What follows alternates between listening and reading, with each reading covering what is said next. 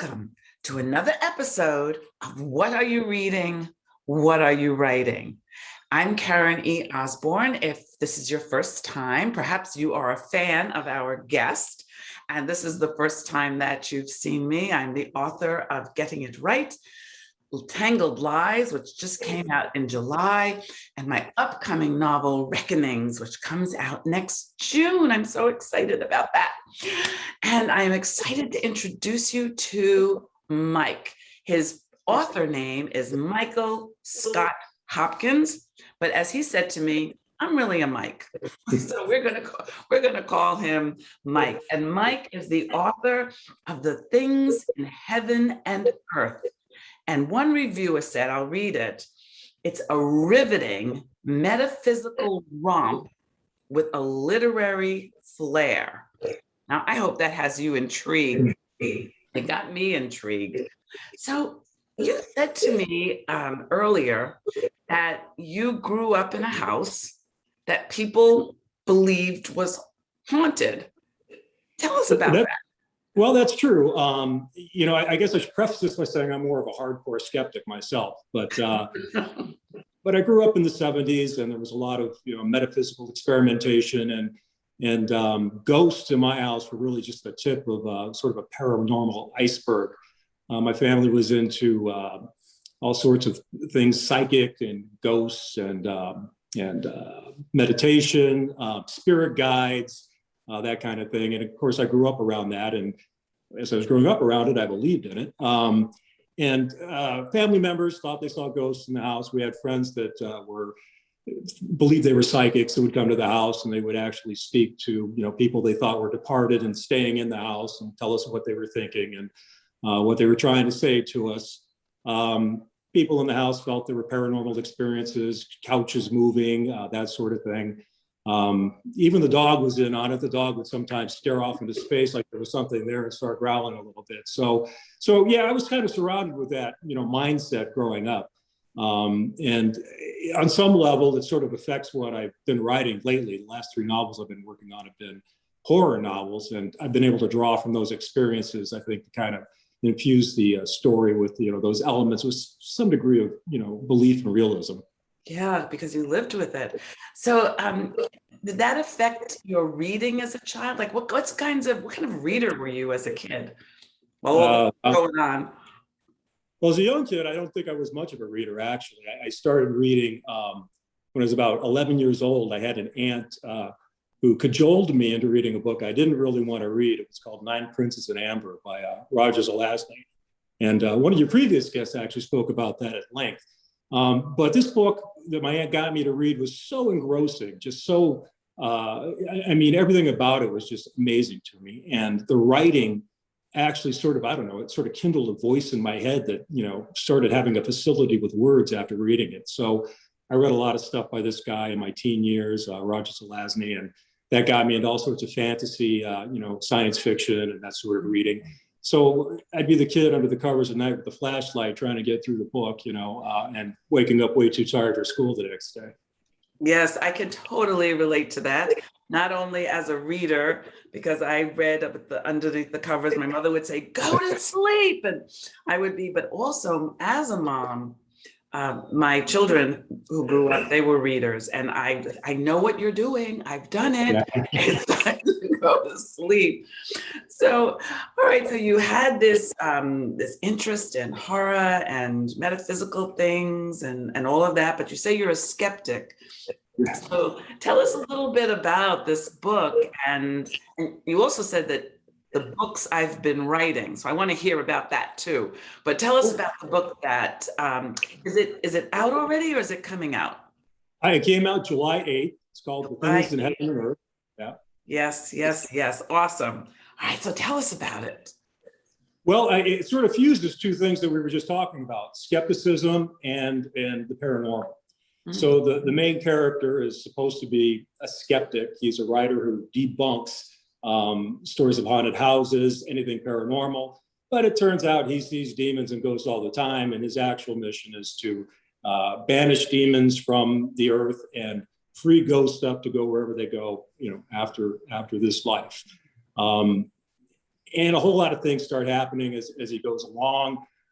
Turns out he's not alone in his quest that he thinks he's alone on. He's actually sort of maybe a pawn of two powerful beings. And sometimes he gets possessed by demons and commits murder. So, oh my. This is our hero? Well, I guess you'd call him an anti-hero, but he grows on you as he goes along. He becomes a better person. So. Oh, that sounds very good. And aren't complex characters the most interesting, both the most interesting to write and the most interesting to read? You know, that no one's pure good or pure evil. So much more interesting when they're a little of both. Yeah. And you said lately the books I've been writing. So is there a work in progress, or tell me where you are in your journey?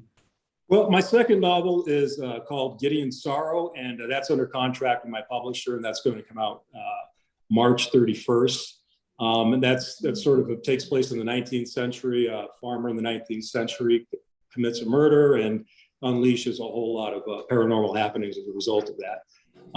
It's actually probably my favorite book. It's a lot more literary than The Things in Heaven and Earth, which I tried to keep more action oriented. I wanted a lot of things happening all the time. I wanted there also to be a mystery in there, you know, for you to solve. In Gideon's Sorrow, there's not so much a mystery as a person coming to terms with his grief. And a lot of that grief has been caused by supernatural forces. Wow, that's cool. That is very exciting. And you know, isn't that a great feeling to have a book that just came out and to have another one coming up? I mean, that's like the most exciting feeling. This is the most exciting feeling I've had as a writer, is to be able to say, oh, and my book just came out in July, and oh, my next one is coming out next year. It is. It truly is. It truly is. It's a great feeling as a writer. Do you have any recommendations of books for our audience that they might enjoy reading? I do, and I'm about 3/4 away from one that's incredibly good. It's called Getting It Right by an author by the name of Karen E. Osborne, which, by the way, is beautifully written. I'm fully engrossed in the main characters, Alex and Kara. I mean, their story is compelling. Their journey of discovery along the way has just been fascinating. So I'm 3/4 of the way through. I'm looking forward to getting to the end of it and then getting on to your next book, which I'm Tangled Lies, which I'm sure is just as good. Thank you so much. Do you have another recommendation from a different? Well, I do. Well, I've been on a kick lately. We share the same publisher, Black Rose Writing, and I've been, said, well, I should read some of the books by the folks, share my publisher. So I recently read The Gopher King by Gojan Nikolich, which is a fascinating story of a Vietnam War vet suffering from post-traumatic stress disorder. A lot of guilt for the things that happened in Vietnam. He's trying to come to terms with it. He's suicidal, spends a lot of time with the psychologist at the VA. And then suddenly he starts hallucinating sentient prairie dogs, sort of a militant group of prairie dogs that are doing things all around him and engrossing him in their world. And I don't want to give too much away, but somehow through that, he actually finds a path to come to terms with the things that he's trying to deal with. It's subtitled A Dark Comedy, and it is. Gojan is just an excellent writer, and there's just all sorts of dark humor in there. I mean, it's hard to laugh at some of the stuff because it's also very deep, and you can tell that, the characters just brilliantly portray for his inner conflict and turmoil. Wow, so I should have him I should invite him to come and be on the blog, right? I think he'd be a great guest. I actually got to meet him in a recent trip to Denver, and I got a signed copy of his book, so that was pretty exciting. Oh, excellent. Do you have another recommendation? I do. It's called enough Furious. If you don't, but. Oh, listen, I'm reading all the time. I'm actually reading 5 books right now. Moby Dick is one of them. Yours is another, and then I'm reading 2 others by Black Rose Writing authors. But one that I did finish is called Furious, Sailing into Terror by Jeffrey James Higgins, which is a fascinating book. I think one of the most interesting things to me when I turned the first page is he's writing in first person as a woman. And I said, skeptically when I first started reading, I said, okay, let's see if you can pull this off, and he does brilliantly. Later I read that he took a lot of inspiration from his wife, which he said was, one of the most courageous people that he knew. And it really shows because it's a story of a woman coming to terms with all sorts of things from her childhood, and a bad marriage, and she finds herself in just an untenable, terrifying situation. I mean, if I were to describe it, it would probably be like The Shining meets Cujo, two Stephen King novels, only on the open seas.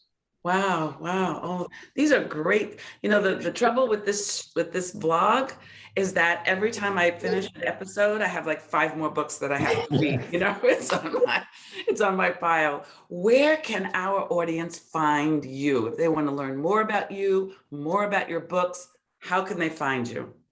Well, I have a website, hopsfiction.com. And I have a lot of blog entries on there, just random sort of thoughts about writing and things I like to do, like riding a motorcycle, and how those things can tie into writing. I actually have something about Roger Zelazny up there, who I call my literary hero, and he continues to be. So that's the website. And of course, then there's, the Facebook, Michael Scott Hopkins author, where I try to post something, at least 2 or 3 times a week that's of some interest. So. Cool. Excellent. I hope all of you have so enjoyed meeting Michael Scott Hopkins, and that you will buy his book and read it and look for the next one, and that you will come back for the next episode of What Are You Reading? What Are You Writing? Thanks for watching.